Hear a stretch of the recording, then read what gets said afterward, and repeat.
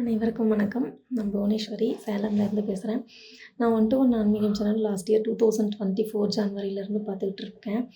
அப்பத்துலேருந்து எனக்கு சாரோட வீடியோஸ்னால் ரொம்ப பிடிக்கும். அதுக்கும் முன்னாடி நிறைய வீடியோஸ் பார்த்துருக்கேன். பட்டு அதெல்லாம் எனக்கு ஒரு சாட்டிஸ்ஃபைடாக இல்லை.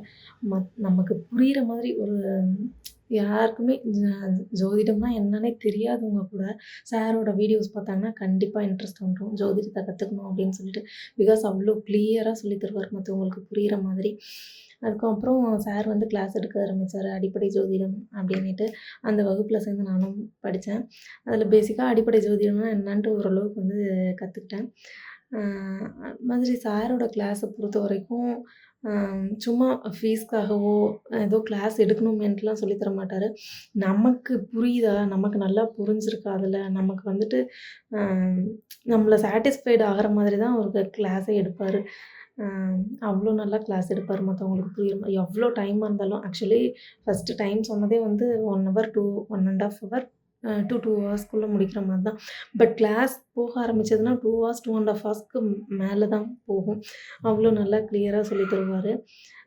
சாரோட வீடியோஸ் பார்த்துட்டு கிளாஸ் கற்றுக்கிட்டோன்னா ரொம்ப ரொம்ப ரொம்ப ஈஸியாக இருக்கும்.